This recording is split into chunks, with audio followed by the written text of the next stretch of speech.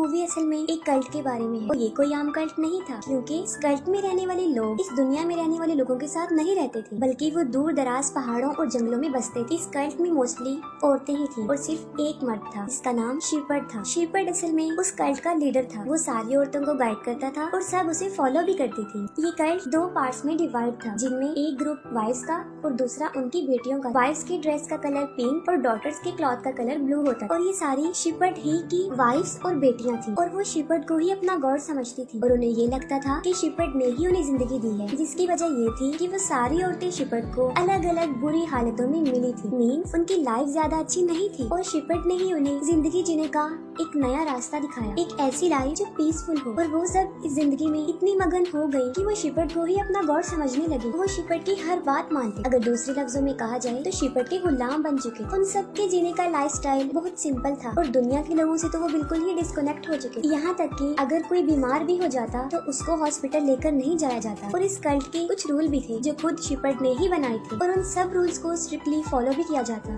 क्योंकि इस कल्ट में ज्यादा औरतें भी थी तो पीरियड्स होना एक नॉर्मल बात थी। और जब किसी फीमेल को ऐसा होता था तब उसे उन दिनों कल्ट से अलग रखा जाता, क्योंकि वो लोग मानते थे कि इन दिनों में वो औरत इम्प्योर हो जाती है। चाहे कोई भी बात होती, वो शीपर्ड के अलावा किसी और को सुनाना अलाउड नहीं था। यहाँ तक कि सारी बातें, सारे मसाइल शीपर्ड के कंट्रोल ही में थे।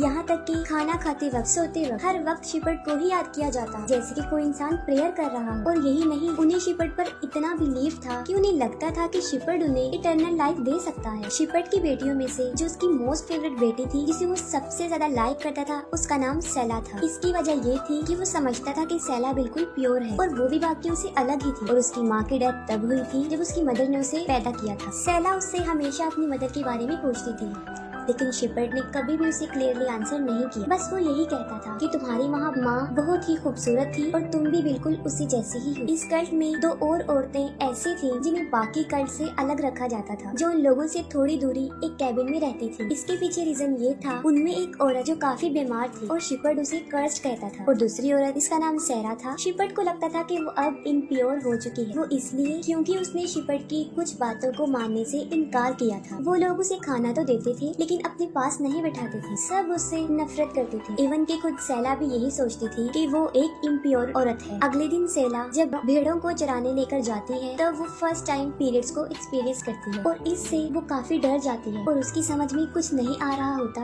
कि उसके साथ ही क्या हुआ, जिसकी वजह से वो एक भेड़ को भी मार देती। लेकिन वो अपने इस इशू को किसी के साथ भी डिस्कस नहीं करती और भेड़ के बारे में वो ये बताती है कि वो सो गया था और कुछ डॉग्स ने उसे मार दिया, लेकिन शीपर्ड उसे कुछ नहीं कहता और माफ कर देता। अगले दिन पुलिस वहाँ पर आती है। पुलिस शीपर्ड को वार्न करती है कि वो इस जगह को छोड़कर चले जाएं, वरना वो सबको अरेस्ट कर लेंगे। इस बात को लेकर शीपर्ड काफी अपसेट होता है, लेकिन वो अपनी सारी वाइफ्स और बेटियों को इकट्ठा करता है और वो सबको बताता है कि इस दुनिया के लोग उन्हें उस जगह पर जीने नहीं देंगे, उन्हें ये जगह छोड़कर जानी होगी। और जैसे हम इस जगह पर आए थे, इसी तरह हम किसी और जगह पर जाकर बस जाते हैं। सेला के अलावा बाकी सब खुश होते हैं कि अब वो किसी नई जगह पर जाएंगे और अगले ही दिन वो लोग अपना सारा सामान लेकर किसी नई जगह की तलाश में निकल जाते हैं। रात को वो लोग आराम करते थे और दिन में जर्नी। जब से सेला को पीरियड्स का इशू हुआ था, उसको डरावने डरावने ख्वाब आते थे, खास तौर पर शीपर्ड के बारे में। उसे लगता था कि कुछ तो गलत हो रहा है। अपने इस सफर के दौरान उन्हें किसी जगह पर एक पुराना खाली घर भी मिल जाता है, क्योंकि वो सर्दी का मौसम था और बगैर शेल्टर के रहना तो बहुत मुश्किल था। और इतनी सर्दी होने के बावजूद भी शीपर्ड वहाँ रहने से इनकार कर देता है। वो कहता है कि हम यहाँ नहीं रह सकते, ये टूटे हुए लोगों का घर है। और वो कहता है कि हम इन लोगों से अलग हैं, हमें इन जैसा नहीं बनना। और वहीं पर वो रात को टेंट लगाकर रात गुजारते हैं। और फिर सेला की बहनों में एक को उसके पीरियड्स के बारे में पता चल जाता है। ये बात वो सबको बता देती है और शीपर्ड के कहने पर ही कुछ दिनों के लिए सेला को उस इम्प्योर सेरा के साथ रखा गया। इस दौरान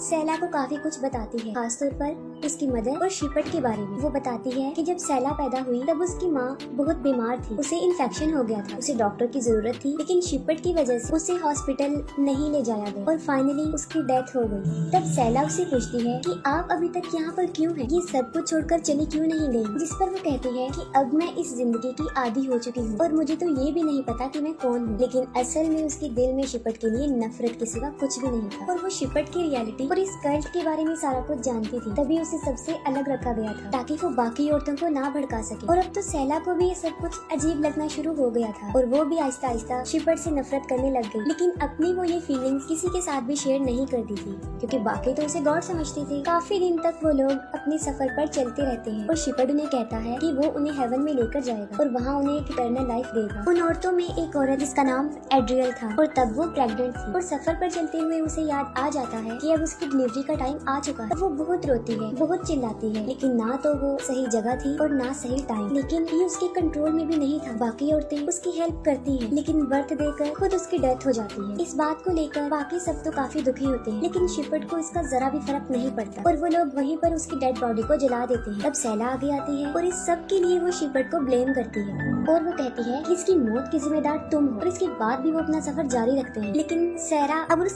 कल्ट का पार्ट नहीं होती, वो उन्हें छोड़ चुकी होती है क्योंकि एड्रियल ने इस बच्चे को पैदा किया था वो एक लड़का था और शिपट का असूल था कि कल्ट में सिर्फ एक ही मर्द होना चाहिए और यही वजह है कि वो उस बच्चे को वहीं छोड़ देते हैं और सैरा वहीं पर उस बच्चे के लिए रुक जाती है। लेकिन वो सैला को समझाती है कि तुम एक स्ट्रॉन्ग लड़की हो और तुमने अपनी बहनों को भी समझाना है। शिपट उन सबको लीड कर रहा होता है। वो सब थक चुके होते हैं और यहाँ पर ऐसा फील होता है जैसे शिपट खुद ही रास्ता भटक गया हो। और तब शिपट की बेटियों में से एक जिसका नाम तमार था वो सिर्फ ये कहती है कि हमें शायद अलग रास्ते पर जाना था, जिस पर शिपट काफी भड़क जाता है और वो उसे डांटता है कि अब क्या तुम मुझे सिखाओगे कि कैसे लीड करते हैं। और शिपट सबके सामने ही उसे पीटना शुरू कर देता है। वो काफी रोती है और कहती है कि मुझसे गलती हो गई है, लेकिन इसके बावजूद भी कोई उसकी हेल्प नहीं कर रहा था। वो उसे काफी बुरी तरह घसीटता है और कहता है कि मुझे मत सिखाओ कि कैसे लीड करना। और एक बार फिर से वो चलने लगते हैं और सारी औरतें शिपट को ही फॉलो करती हैं। काफी दिनों सफर करने के बाद फाइनली वो अपने डेस्टिनेशन तक पहुंच जाते हैं। वो काफी बड़ा और बहुत ही खूबसूरत लैंड था और शिपट उनसे कहता है कि मैं दुनिया में ही तुम्हें हेवन दे रहा हूँ और आज से हम इस जगह पर ही रहेंगे। और इस बात से सब लोग काफी खुश थे। लेक पर पहुँचते ही वो अपनी सब बेटियों को बात देकर इम्प्योर कर देता है और उसने अपनी सारी वाइफ से वादा किया था कि वो उन्हें